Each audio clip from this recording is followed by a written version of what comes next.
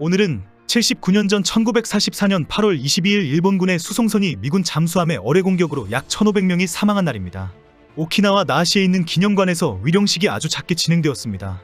오키나와의 비극과 슬픔에는 일본 본토인들이 거의 외면하는 상황이 또 재현된 것입니다.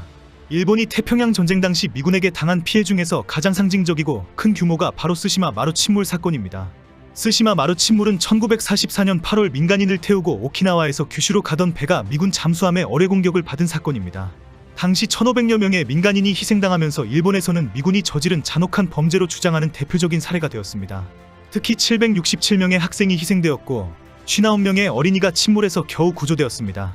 스시마 마루는 1944년 8월 21일 저녁 피난 학생, 인솔교사, 일반 피난민 등 민간인 1,788명을 태우고 오키나와를 출발합니다. 배 안에는 일본 62사단의 중장비와 전투 차량들도 함께 실려 있었습니다. 호위함 2척이 동행하면서 총 5척의 선단을 이루고 있었습니다. 오키나와를 출발해서 가고시마현 북쪽 해역에서 미군 잠수함의 어뢰 공격을 받게 됩니다. 그 시간이 1944년 8월 22일 22시부터 22시 30분 사이로 알려져 있습니다.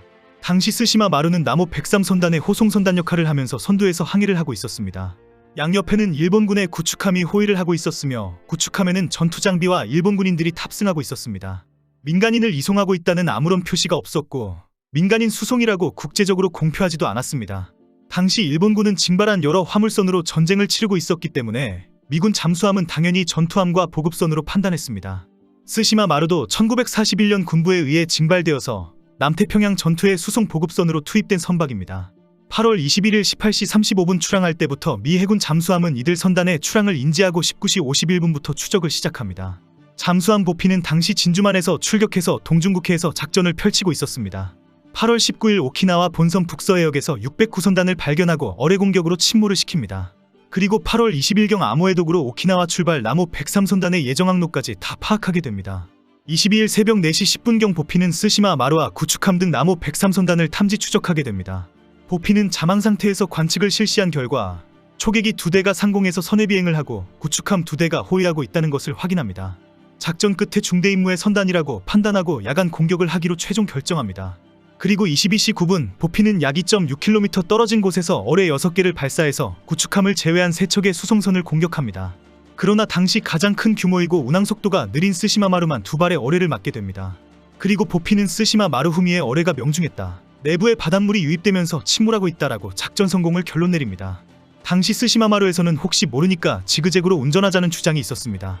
선장실에서 니시자와 다케오 선장은 이 항로는 매우 위험하다. 지그재그 코스로 운항해야 한다라고 주장했습니다. 만에 하나 공격을 받을 수도 있기 때문에 민간인을 보호하려면 최소한의 변칙운전이 필요하다고 주장한 것입니다.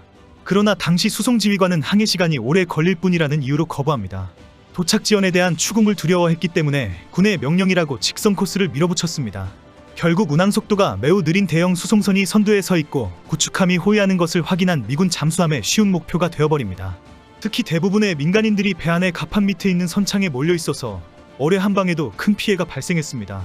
그러나 피해가 크게 발생한 가장 큰 이유는 바다에 떨어진 민간인들을 동행하던 배들과 구축함이 즉시 구조하지 않았기 때문입니다. 당시 선단을 이루고 있던 다른 배들이 미군의 공격을 피하기 위해서 냅다 도망을 가는 바람에 제때 구조를 하지 못한 것입니다. 선창에 있던 민간인들은 큰 폭발 소리를 듣고는 무조건 바다로 뛰어내렸습니다. 상당수 학생들은 겁을 먹고 뛰어내리지 않았는데 인솔교사가 학생들을 바다로 집어 던지기까지 했습니다. 바다에 떨어진 학생들은 부유물을 잡고 살기도 했지만 그대로 떨어져 죽은 학생도 상당수였습니다. 밤이 아주 깊었기 때문에 부유물을 붙잡고 표류하던 사람들은 23일 해가 뜨고 나서 뿔뿔이 흩어져 있다는 것을 알게 됩니다.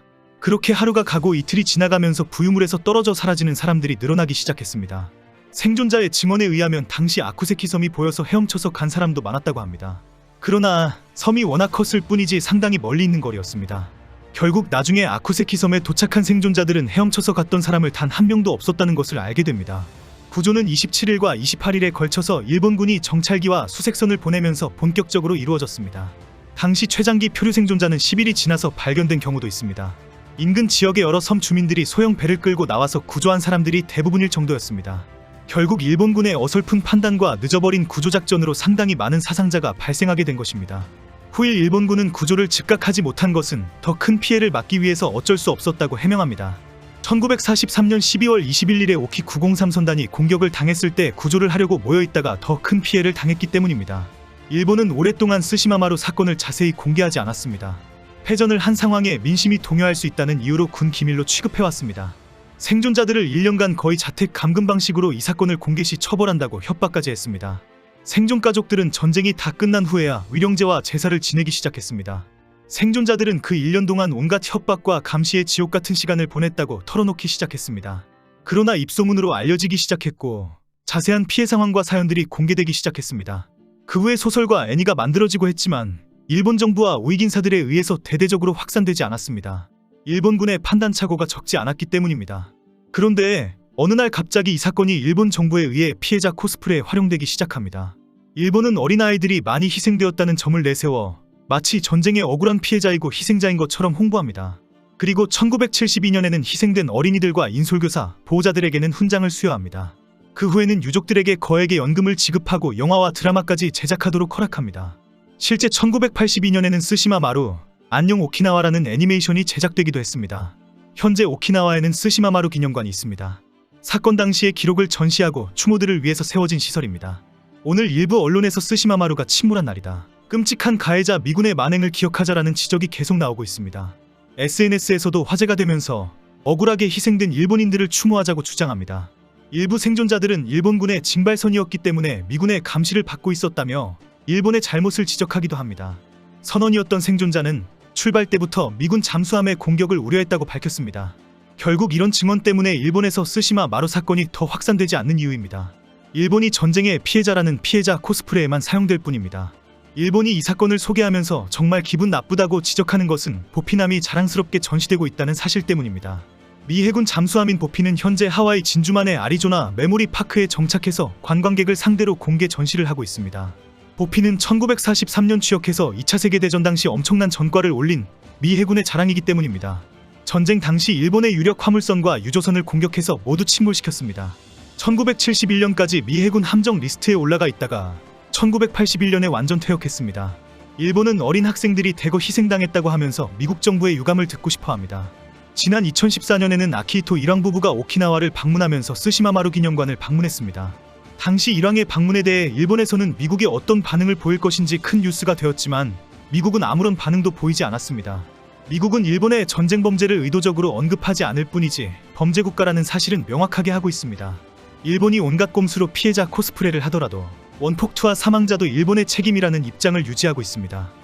스시마 마루 침몰 사건도 파헤치면 해칠수록 일본의 범죄와 어리석음만 나올 뿐입니다.